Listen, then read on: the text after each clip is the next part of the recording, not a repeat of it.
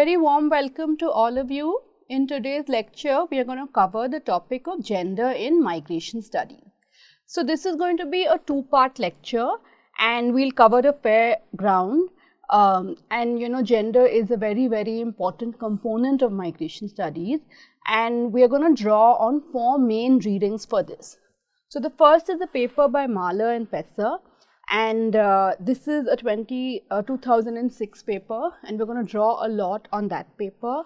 The second is a paper by Helma Lutz called Gender in the Migratory Process. This was published in 2010, and we're also going to cover fair ground from this paper. And we'll also refer to Nicola Piper's work, and we'll refer to the book Age of Migration, which is Stephen Castles, Hinde Haas and Miller, right? So, these are broadly the four readings that we're going to cover in this lecture, and they will be shared at the end of the lecture in the last slide. If you need to look at them in depth, that's where you need to go, right? So, broadly what we're going to cover in this lecture is the idea of we're going to look at gender conceptually, we're going to look at gender theoretically, and also we'll look at it empirically. So, we'll start with why is it that for so long there's been an absence of gender in migration studies, or there's been an invisibility of gender in migration studies, and then we'll starting with Ravenstein and Lee and so on. And then we want to discuss why gender matters in migration studies.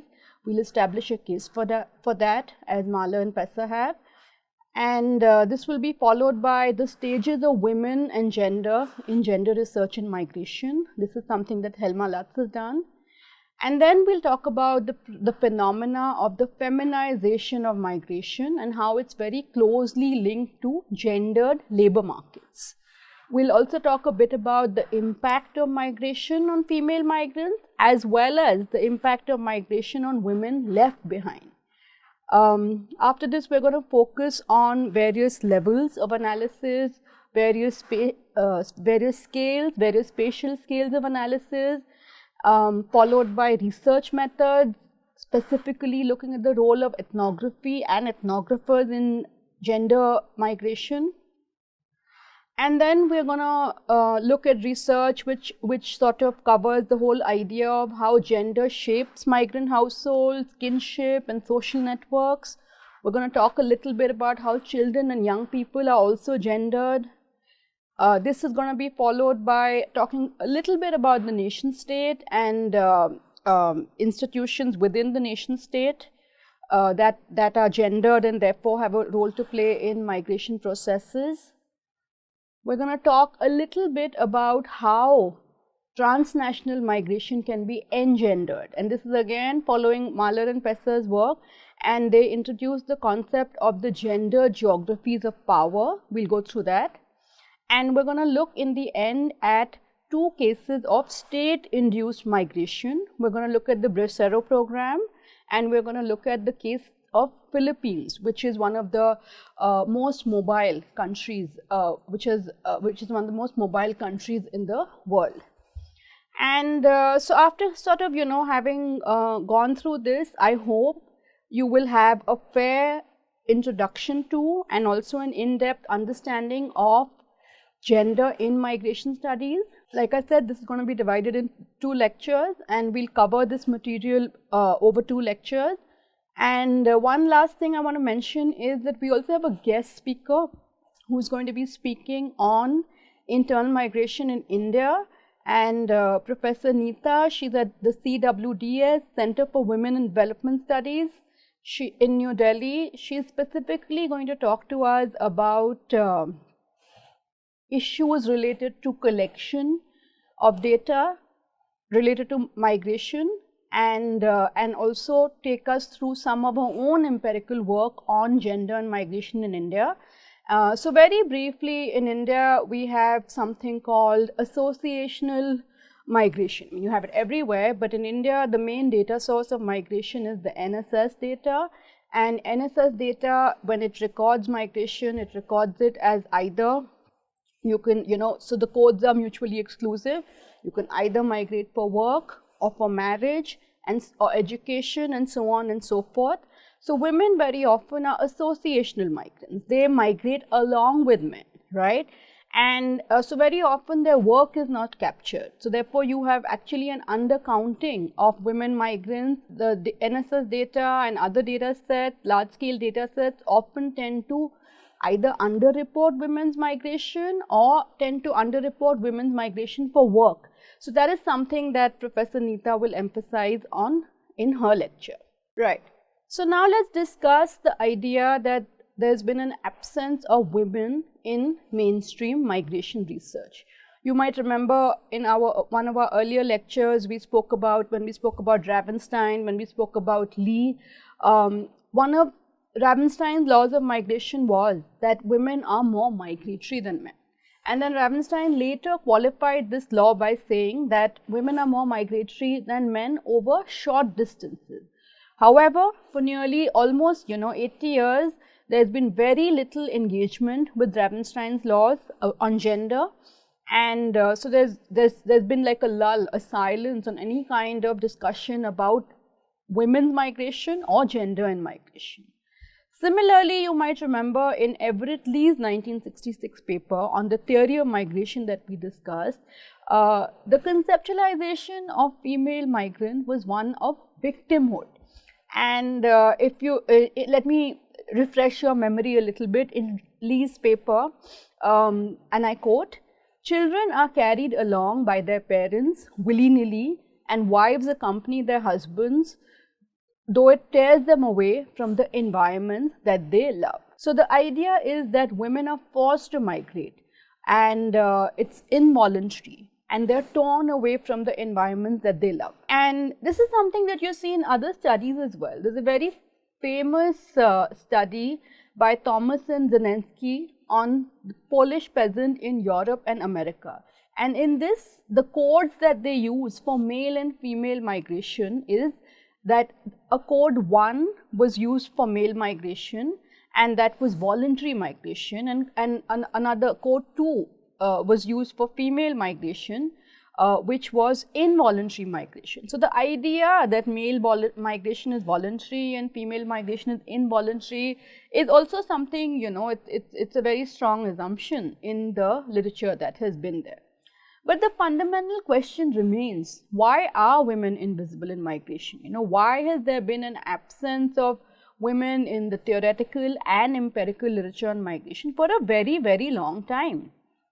So, let's gives us 4 explanations from the literature. First reason for the absence of gender in migration is that within the dominant gender order, the focus was on men, and this was considered natural. And then there was no need felt to study women, right? So that's one reason why generally within the dominant gender, the focus on men was natural and women therefore were not studied. The second reason is that there's been a general bias, a gender bias, as an absence of female researchers in theory making. So feminist researchers have argued that this gender bias has been due to the fact that you really didn't have female academics, female researchers who were theorizing. And theory building also cannot be disassociated from the gender of the researcher, right? So therefore, since largely this was a male dominated field, you also had an absence of women in the theorizing. There's another reason why women were invisible, and there's a different explanation that's given by Carling. And Carling argues that in studies of mass migration, women were not considered because they were seen as following men, behaving like men, right? So they were migrants first, it didn't matter whether they were men or women, and so therefore they were not really considered or seen as women per se, right? And the last reason is of course more fundamental to social sciences, to social theory and so on, that there's a general gendered bias in social sciences and in what economists consider work, right? So the definition of work has to do with wage employment, gainful employment and so on, right? and care work, which is really important in keeping this and sustaining the society, is not considered as work, right? So care work, domestic work when it's done inside the home, social reproduction, all of this is non-productive.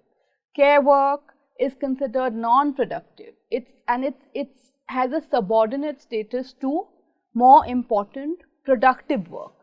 In the 19th and 20th centuries, the majority of women were engaged in domestic work in both urban and rural areas, right? It was not factory work, it was domestic work that employed a majority of women. Many of them were migrant women, and therefore this work was seen as something that is done in the private sphere. It was characterized by family work, not considered real work like work done in factories. So therefore this work was not counted. So women's migration was also not counted, and then women were largely absent, largely invisible from migration scholarship for a very, very long time. So we spoke a little bit about the marginalization of gender in the previous slide, and by the time we come to the 1980s, studies brought gender into migration studies, right? And they attempted to correct, attempted to remedy what had gone on for many generations, for many decades in migration scholarship, that had paid little attention to gender, right? And the common assumption in the scholarship was, like Everett Lee said, that women and children largely migrate either to accompany the breadwinner or to be reunited with the male breadwinner, right? So as gender evolved, as first there was a recognition of female migrants, and then as gender evolved in migration, what do we mean by, what is the difference between sex and gender? It'll be good to quickly go through this, even though many of you would have done this in many other courses that you have studied. So in the beginning, we only looked at sex disaggregated migration, right? So therefore, you had male migration earlier, then female migrants became subjects of inquiry. So whether it was the income they earn, the remittances they send back, and so on and so forth. And then over time, one started studying gender, right? What is the relationship between men and women? And so while sex is biological, gender is a social construct. And then gender roles began to be studied. What is the relationship between men and women? So this was relational, gender situational, and in the last several decades, there has been a major focus on gendered studies in migration, right? So the other thing that has happened is in the last several decades that there has been a feminization of migration. So Castles, Miller and Hinde-Haas in their book Age of Migration also refer to this feminization of migration, that you have migration flows have increasingly become female dominated in certain contexts, and we will come to this later. And so we very clearly see in quantitative studies that there has been a feminization, growing share of female migrants in overall migrants. And then you also have ethnographers from various disciplines who have employed a variety of qualitative methods to identify and explore and explain how gender shapes human life in all its phases, and within that processes of migration. Now the question is, why should we privilege gender? You might ask, why is it important to study gender? Why should we privilege gender? So first of all, the very fact is that gender is still undervalued, right? Gender is undervalued, and Mahler and Pesser say that they feel very adamantly that we need to direct our efforts to rectify the issue, the problem that gender is undervalued. The second point is that gender is the meaning people give to the biological reality. There are two sexes. So it is a human intervention that organizes our behavior, that organizes our thought, not as a set of static structures, but as an ongoing process, right? In their everyday lives, people do gender work through practices, discourses, and they negotiate relationships and conflicting interests, right? So therefore, we should not equate gender with the dichotomous variable of sex, as is often done, but we need to look at gender more broadly. Gender, in fact, is the principal factor that organizes social life. It's been there since the dawn of existence. It's been there since the dawn of human existence, and this cannot be emphasized more. And so, gender intersects with other socially stratifying forces such as caste, class, race, and what's also important is that, gender came way before the social constructions of caste, class, race, and so on, right? And so, while gender remains different, gender is unique in its own way. You cannot isolate gender from caste, class, and race, right? From these other axes of differentiation. All of these, gender, caste, class, race, these are all various axes of differentiation, right? And yet, gender operates so naturally that it might just escape our awareness. And therefore, even to measure its effects, we need to see gender first. So what we're going to do in the course of this presentation is that we're going to look at gender more minutely. We're going to look at the world and migration through a gendered lens, and this will in turn help us better understand the empirics and therefore use this for concept building and theory building as we move on. The other thing Mahler and Pesser say about gender is that we need to have a praxis-oriented perspective, and theory and empirics must be linked with each other and have a praxis-oriented perspective and also an outcome-oriented perspective, and in our conceptualization itself. And here then, so there is gender identity, there is gender relation, and there is gender ideology, right? And specifically related to gender ideology, we can, there are three broad gender ideologies: traditional, transitional, and egalitarian.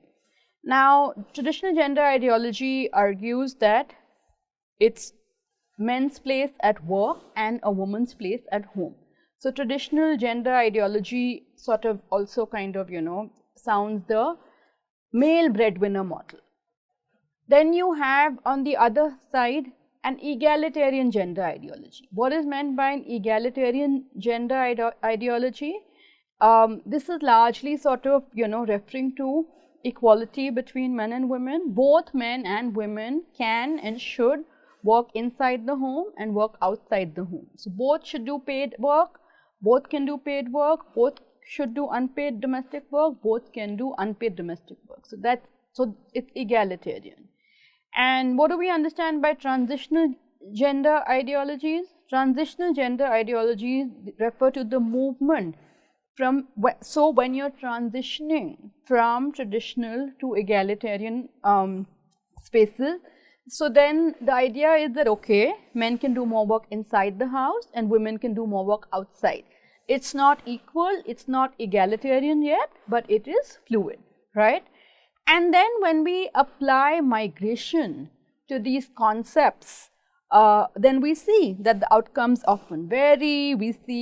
We sort of run into, sometimes we run into conceptual hurdles, sometimes we find diverse empirical outcomes. So the point being that gender matters in migration studies, and the lens of gender is very important as we unpack migration. So Helva Lutz in her paper takes us through 4 stages of women and gender research in migration, right?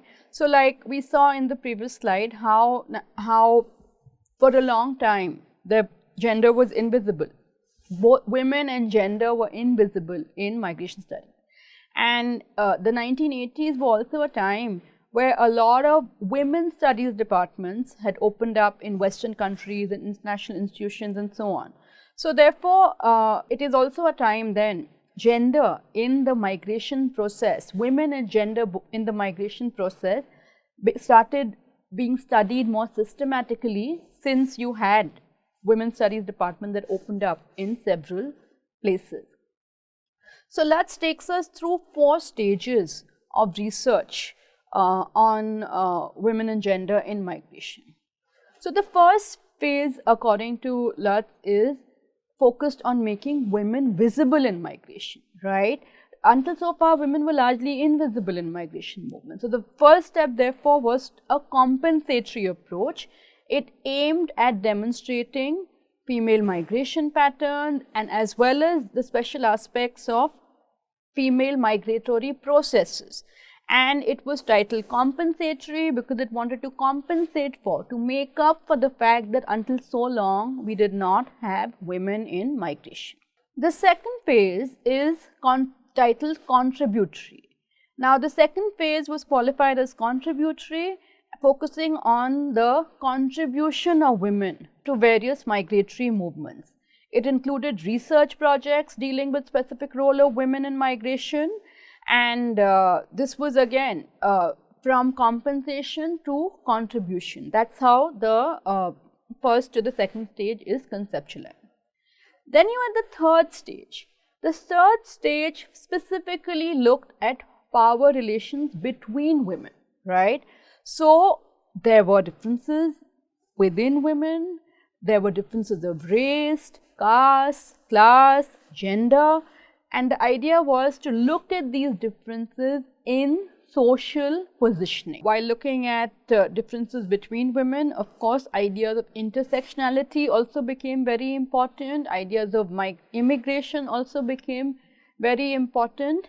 And then the fourth stage was from the 1990s, when you move from women's studies to gender studies. So this is where you have a paradigm shift, and gender was introduced to the social sciences to emphasize the difference between a person's biological sex and the socially acquired and performed gender identity, right? So the difference between sex and gender became more pronounced. The analytical focus moved to gender. So we are moving away from differences related to sex, we are moving away from differences on account of the biological sex, but we are moving to gender, which is performed, which is socially acquired and performed, and it's a way of living and women's roles in society, right? So then while this happened, it also then conceptually moved beyond the narrow preoccupation of women alone or women as men as statistical variables. Instead, the questions then that became to be studied were, how is it that gender inequalities, gender asymmetry are part of the social order? How is it that institutional and social and political processes affect men and women differently, right? And then the differential consequences of migration became important, right? Because the same migration was experienced very differently by male migrants and female migrants, right? And in the context of fragmented families, in the context of distant parenting, you can well imagine how men and women experience these differently, right? And then, so therefore, this approach kind of opens up, focusing on gender and moving from women's studies to gender studies, really opens up and makes it possible for us to distinguish between practices, identity, or sex without having to urge or identify within one single category, like a man is supposed to do this, a woman is supposed to do that, or a man does this and a woman does this, right? So therefore, what we are also doing is, when we are moving to gender relations, we're understanding asymmetry, we're understanding inequality, we're understanding domination and power, not only between the genders, but also within one gender category. So therefore, a relational perspective can show us, let's take the example of migrant domestic and care workers, right? So migrant domestic and care workers can enable their female employers to pursue their professional careers. And therefore undoing, if you're a woman who was in a higher class, you can outsource domestic work to a migrant worker of the same sex, right? And in this sense, you can undo your gender obligation and care to a certain extent, right? And so these 4 stages are very useful analytically to understand how research on gender in migration has evolved. And we can argue, we can argue that we continue. It's not that we can't say we are in a particular stage now, studies continue. Some studies now continue to focus on a compensatory approach. Others have moved from women to gender studies. So currently you have different stages which are in operation. Now let us come to the concept of feminization of migration. Globally, we have a situation where at some point in some migration streams, women outnumbered men, right? So if you see in the graph, you can, if you see the table gives us percentage of female migrants among total number of international migrants in the year between 1960 and 2000, right? So you can very clearly see that, so let's look at, the world is divided into more developed regions and less developed regions. So you can see how, you can see very well in the more developed regions, by the time you come to the 1990s, more than half of the migrants are female, right? And similarly in specific regions of the world, in Europe, in Northern America, you have more than half of the migrants, international migrants, are females, right? So this is what is the feminization of migration, that women have outnumbered men in international migration flows, and this is corroborated by many large-scale studies as well. So this feminization of labor migration is really striking, because in the past you had many labor migration streams which were male dominated, and women were often dealt with under the category of family reunion, even if they took up employment, right? The point that I made about women being associational migrants at the beginning of the lecture. And now what we see is, since the 1960s, women have not only played a very important role in labor migration, but also the awareness about women's role in migration has grown.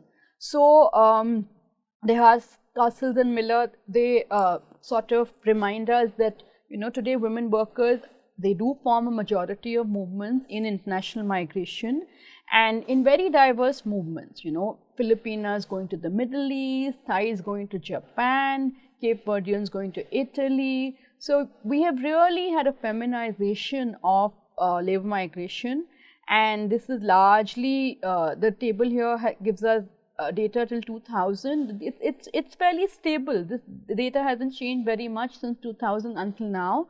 And there's also a reason why this feminization of migration has happened, and we are going to come to the reason of this feminization of migration in the next slide.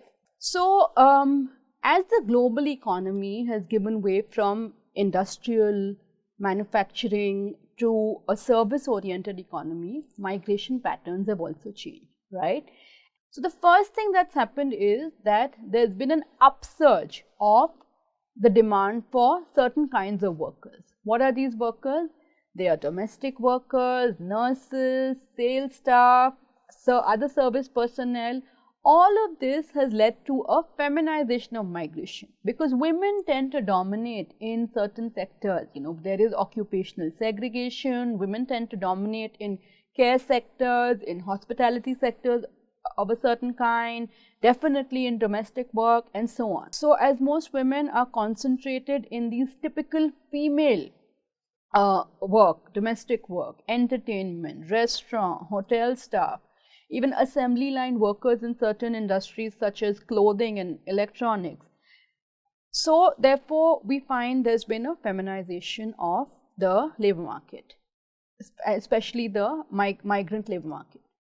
The other thing is that as global demographics are changing, as in the developed world, birth rates have declined and fertility is low, there is an increasing demand for care workers. Again, care workers often are overrepresented by women.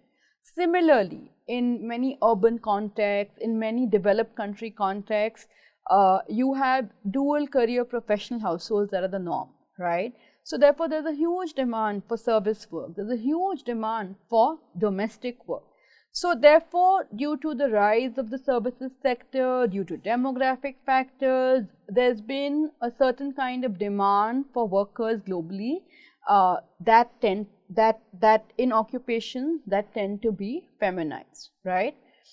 And the other thing, therefore, is that most of these jobs, these new jobs that have been created, where the demand for work is, they generally offer poor pay.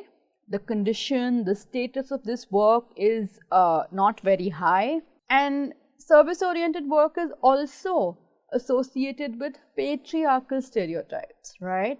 And so therefore, you need to be a docile worker, you need to be obedient, you need to be willing to give your personal service to someone. And you know, women have these traits more than men. Similarly, like we just discussed, the demand for caregivers is going to be a major factor in the future. Not only future, it's already become a major factor, but it's going to be an increasingly important factor in the future, as in many destination countries, populations are aging. Similarly, as we just discussed, the dual career model, the dual career professional households in not only in the West but also in many of Asia's new industrial countries are going to be in demand for huge domestic service. So you have married women, therefore, leave their children in care of others, and we're going to come to this later, and take care of other homes, other children at destination, and so on, right? Look at the case of India, for instance, right? In India, majority of migration is masculine, male dominated, but we also have certain very feminized labor markets, right? And there's very clear occupational segregation. So two important professions, two of the fastest growing professions in India right now is, one is of delivery work and the other is of domestic work, right? And within domestic work also, live-in domestic work is very high in demand. And both these sectors, you know, these sectors are very gendered. There's clear occupational segregation. Live-in domestic work is predominantly done by female migrants, women, whereas delivery work on the whole is done by males, and a significant proportion of delivery workers are also male migrant workers, right? And so one of the main things of these new forms of work is that upward mobility is quite low. You can't grow much in a domestic worker's job. You can't grow much in a delivery worker's job. So the scope for social mobility, the scope for upward mobility is quite low. And so the paradox is that you have high incomes. You know, some of these professions come with high incomes, and definitely migrants earn significantly higher incomes at destinations than they would in source regions. But you also have deteriorating working conditions in many contexts, not in all contexts, but in many contexts. And a lot of this work is associated with workers' isolation, low status, low economic mobility, like I just mentioned. It could be precarious work, and very often there's adverse incorporation. So, you know, you might have had to migrate from situations of distress migration. This could be involuntary migration of certain kinds. So therefore, your incorporation in the labor market, even though it might give you high income, it might be adverse, right? And then the fundamental thing is that gendered migration is demand driven. It's coming from a certain kind of demand in destinations for service oriented jobs, but at the same time, it's just the demand is not enough. How do migrants actually make it to the cities? How do they reach destination? So the migration streams are, of course, labor market is important. It's a labor demand, but labor just doesn't, you know, appear out of nowhere. So the migrants, their migration is mediated by kinship, and it's also mediated by social networks. We now come to the impact of migration on female migrants, and also impact of migration on left behind women. And we'll see how both of these are very gendered phenomena, right? So now we're looking at two distinct categories of women. The first is, of course, female migration, similar to the feminization of migration phenomena that we spoke about earlier. So what happens when women migrate? What happens to care practices?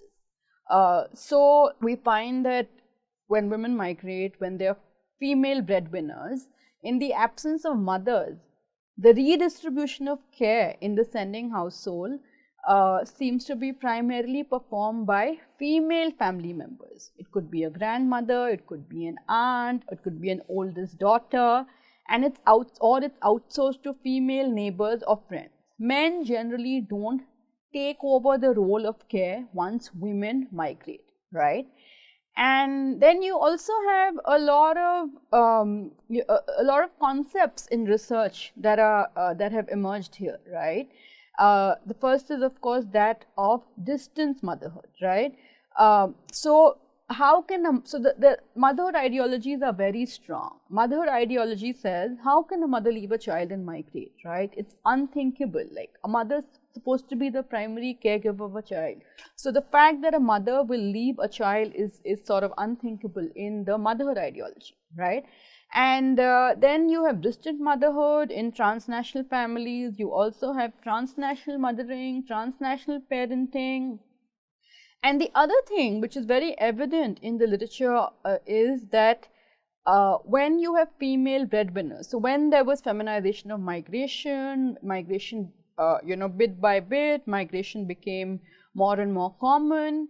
And in many households in source region, therefore, you have a transition from the male breadwinner status to the female breadwinner status. Now, this can also lead to a crisis of masculinity, right? And where social norms do not allow for this. So when you have women earning more than men, there being a female breadwinners, then it kind of also leads to a crisis of masculinity. Empirical evidence shows that you find augmented male alcoholism, violence, and child misuse, and so on. So that was one migration stream, which is female migration. But the other migration stream, which is male migration, is actually the predominant migration stream in most contexts. In fact, we saw that while women are just about half the migrants in certain contexts, men continue to be the other half, right? And in many contexts, like in India, for instance, rural-urban migration, for reasons of its own, which we will discuss later, are largely male-dominated streams, are largely masculinized streams, right? So what happens then? Then you have, that is also gendered. When migration streams are male-dominated, it has very gendered impacts, right? So generally, women are left behind, right? So women, in the absence of men, women take care of families, they take care of the children, elderly, they take care of homes, farms, livestock. And so, just the way we have the feminization of migration in many contexts, including across India, where you have predominant male-dominant migration streams, where you have predominant male migration stream, there has been a feminization of agriculture. What do we mean by the feminization of agriculture? The share of women workers in agriculture is far higher than the share of male workers in agriculture. And this is something that we see across in many contexts of high migration, in Bihar, in Orissa, in Uttar Pradesh, and so on, right? And then, in the absence of the men, it is women who do the care, the unpaid care activities. It is women who do social reproduction. So, what do we mean by social reproduction? Everything that is needed for the sustenance of society, right? It's done by women, right? So then, therefore, one of the main impacts of migration is that there's an increased burden of work within and outside the house for women. And you also have social costs of migration. And this, of course, affects men, it affects women, and it's obviously gendered. So typically in male-dominated migration streams, in masculinized migration streams, when men are away for much of the time, and women, children, elderly live in the village or in the source region, the long-term separation of family members is a part of migration. It's a huge gendered cost of migration that we don't really study or discuss much. So with that, we come to the end of the first part of the gender lecture. In the next lecture, we will continue and move on to the second part.